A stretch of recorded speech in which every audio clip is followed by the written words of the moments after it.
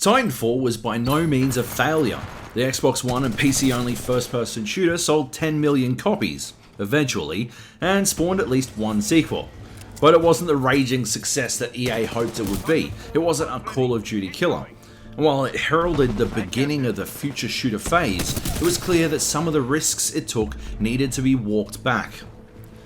The biggest risk was campaign multiplayer, which abandoned the regular single-player campaign in favour of a competitive multiplayer storyline. Unfortunately for Respawn, the mechanics behind telling a coherent story while also allowing players to compete against one another just weren't there. Mohammad Alavi, or Mo, the single-player designer on Titanfall 2, explained to us why Respawn moved away from the campaign multiplayer for their second game. So, I mean, I guess the question is, why did we decide to move away from campaign multiplayer instead of expanding on it and maybe trying to fix some of the problems that were with it? And what we kind of realized was the main takeaway we got from our community, and again, we really listened to our community, was that they loved the universe, but they wanted to basically take it in at their own pace, which is very difficult to do in the middle of a multiplayer match, right? So at the crux of it, no matter, we tried it a couple different ways too, even after launch of the first title. At the crux of the problem, no matter how you attack it, you're never going to solve that problem of if you're not playing by yourself, if you're playing with other people, you're kind of at the whim of their momentum, right? And if you want to take it slow and take it in and just really absorb the mythos and the universe we've created, you really can't do that if somebody's hounding you and trying to kill you every 2 seconds. So it was kind of either double down on a campaign single player that's at your own pace and at your own story and really shows off the mechanics of Titanfall, right? Or try to basically do more of the campaign multiplayer, but never really fix that base problem. And we decided to go with what the community wanted, which was playing a single player at their own pace.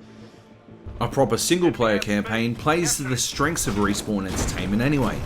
While it's easy to recall Infinity Ward's work in revolutionizing the multiplayer FPS, and we all know they did, the key to Call of Duty's success was thanks to a single-player campaign featuring some of the best set pieces outside of a Naughty Dog joint. Mo's MO at Infinity Ward was in creating moments like No Russian, which shocked the mainstream press for its violent imagery, but it shocked gamers by exceeding their already high expectations for the series.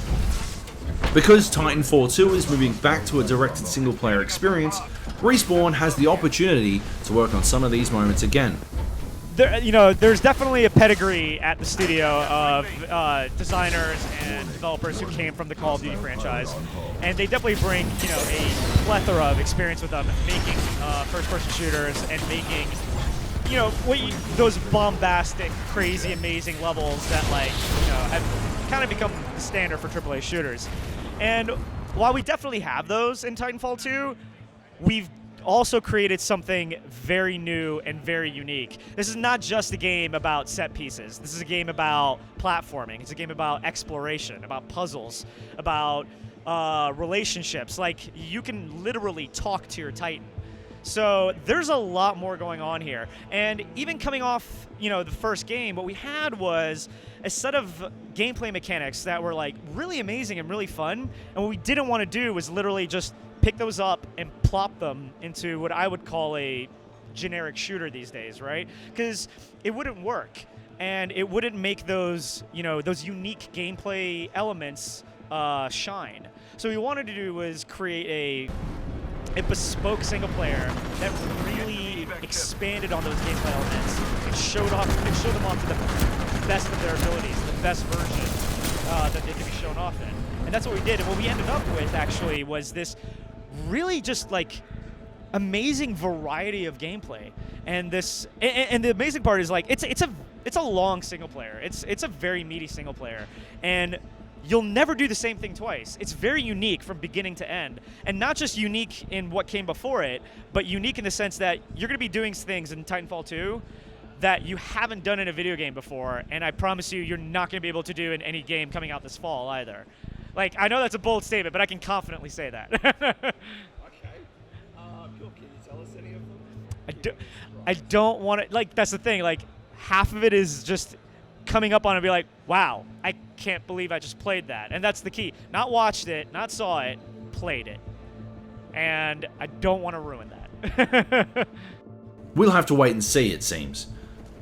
Titanfall 2 is out October 28 this year, releasing just days before the new Infinity Ward releases Call of Duty Infinite Warfare. Both will compete for the future of futuristic shooters. It'll be interesting to see who comes out on top.